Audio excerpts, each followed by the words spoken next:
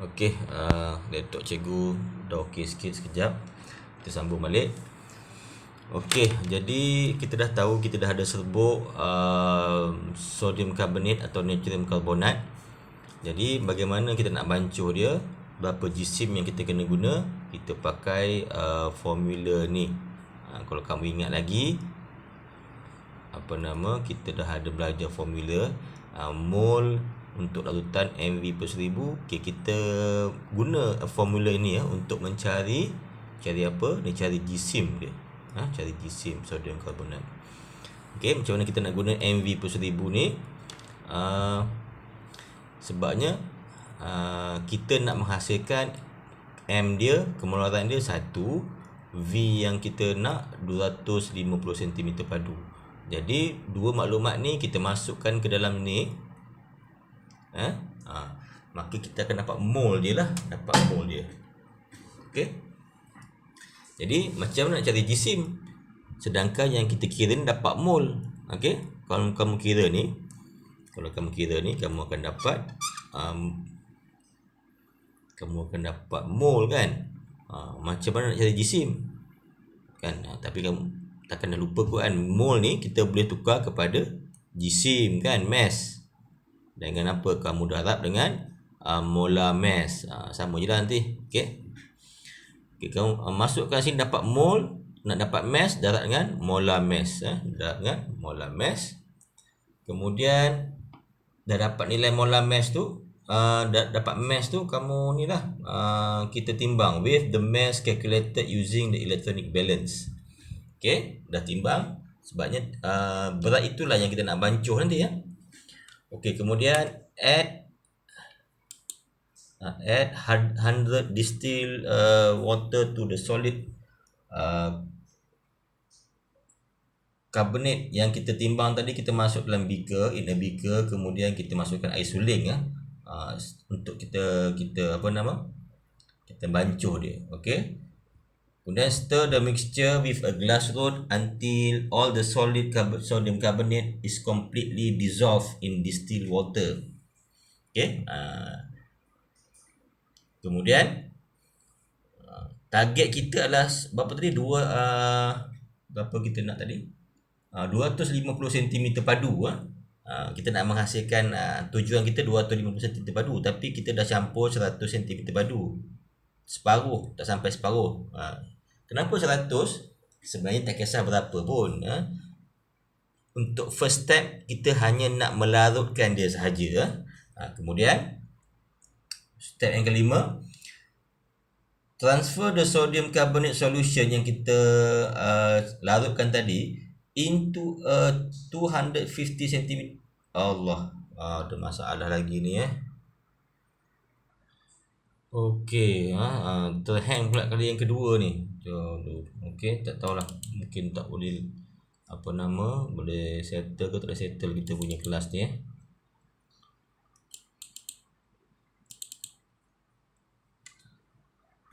Okey, ini cubaan kali ketiga. Harap dapat tak ada masalah. Cikgu rasa akan hang lagi ni Okey, mana tadi? Okey. Kita pindahkan dia ke dalam satu radas yang berukuran 250 cm padu. Kenapa 250 cm padu? Kerana memang kita target asal 250 cm padu.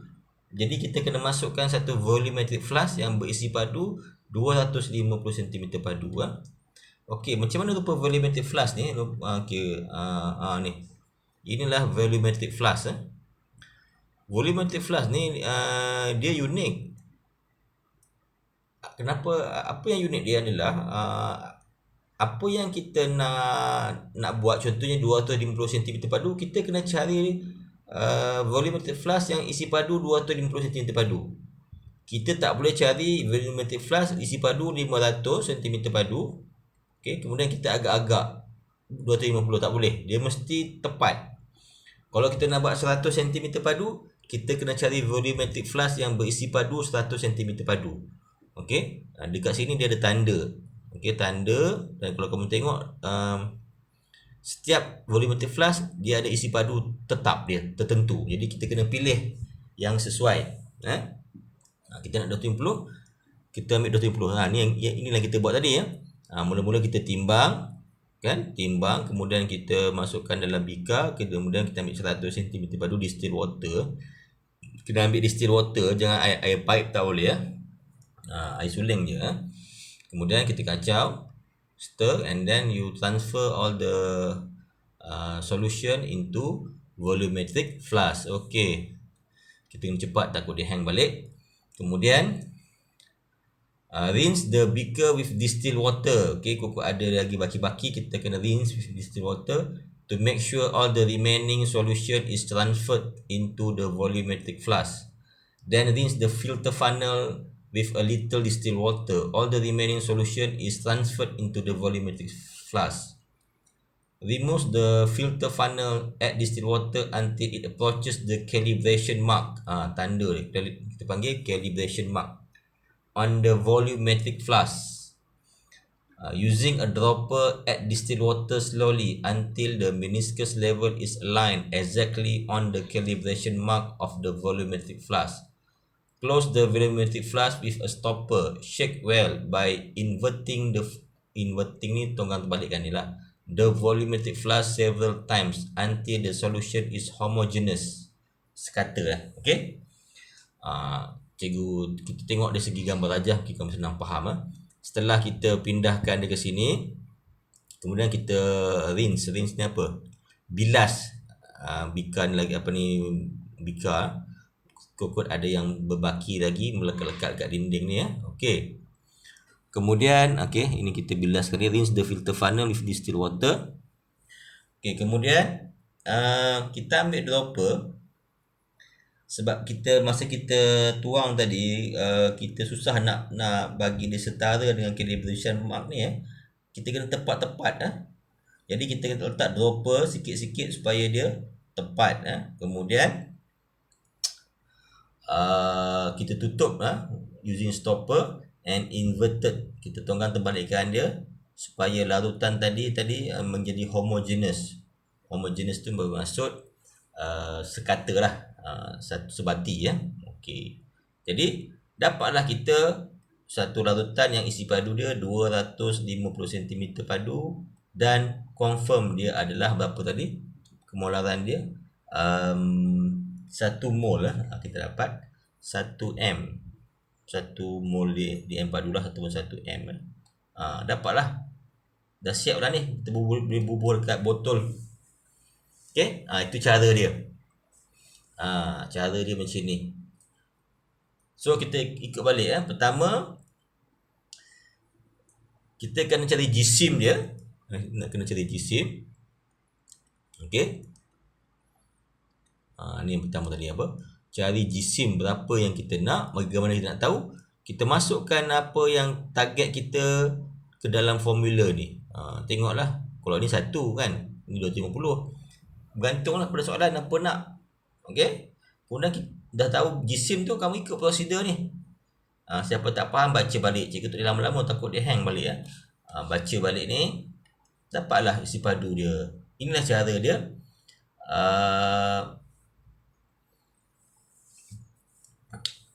Okey, yang boleh keluar dalam exam ni dah lama tak keluar ni. Kalau soalan tanya disuruh kamu preparation of standard solution, jadi kamu you must be able to list down all the procedure. Kena buat semua prosedur ni. 1 hingga berapa tu? 1 hingga 10. Ada short form dia, Cikgu Sani tahulah macam nak short form dia. Tapi tak apa, nanti cikgu rujuk. Cikgu akan ringkaskan balik ini cikgu buat secara buku teks secara panjang. Dia ada cara yang ringkas untuk kamu senang hafal. Okey, nanti cikgu akan bagi maklum lah. Next video nanti Ini cikgu bagi secara sepintas lalu saja. Okey, jadi bermaksud penting prosedur ni, nak penyediaan standard solution kamu kena hafal. Kalau cikgu tak bagi kamu hafal ini pun, semua ni lagi bagus lah. Ini yang terbaik lah. Tapi ada satu ringkasan, cikgu akan cuba nantilah. Okey. Okey. itu yang tadi kita buat tu kaedah yang pertama lah. Daripada nak menyediakan larutan piawai, daripada parti dia, daripada serbuk dia, daripada pepejal dia, kita bancuh dan hasilkan apa yang kita nak, berapa kepekatan, berapa isi padu. Okey, ada cara yang kedua yang dipanggil preparation of standard solution by hang yang kali keempat pula ya. Okey, kita sambung lagi. Kena cepat. Tadi dah kali keempat dia hang ya. Okey, satu lagi kaedah untuk penyediaan untuk standard solution. Okey. Tapi kaedah lain-lain, kaedah yang kedua kita panggil kaedah diluting aqueous solution. Maksudnya kaedah pencairan, dilution method, pencairan. Nama pun dilution atau pencairan, kaedah pencairan ni kamu dah dapat idea lah. Bermaksud kita cairkan dengan menambah air. Okey. So kaedah yang kedua ni bukan daripada parti, tetapi daripada larutan yang telah kita bancuh tadi.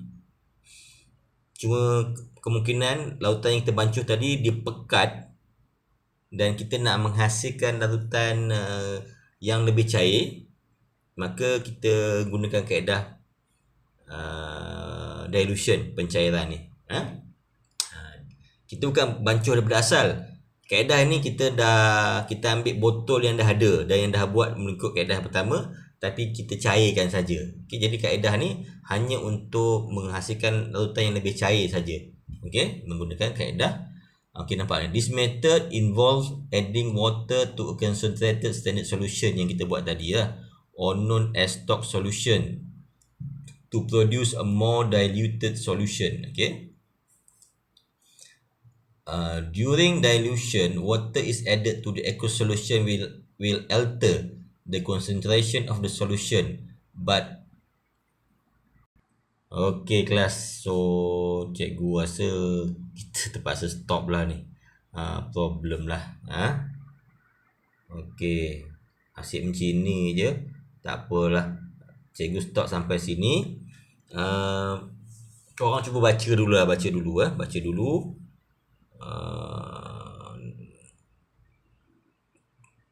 Sebenarnya untuk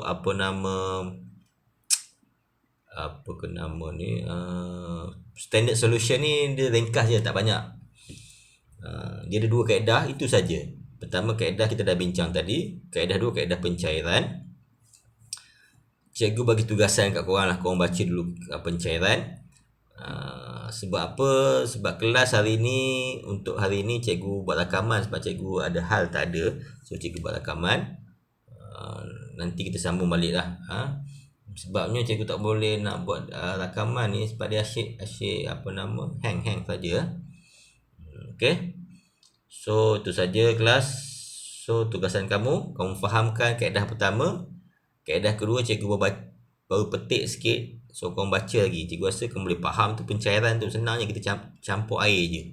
Tapi adalah bukan sebarang campur lah. Ada dia punya sukatan. Okay, baca dulu. Nanti next class cikgu akan cerita balik apa itu pencairan. Okay, terima kasih. Thank you kelas.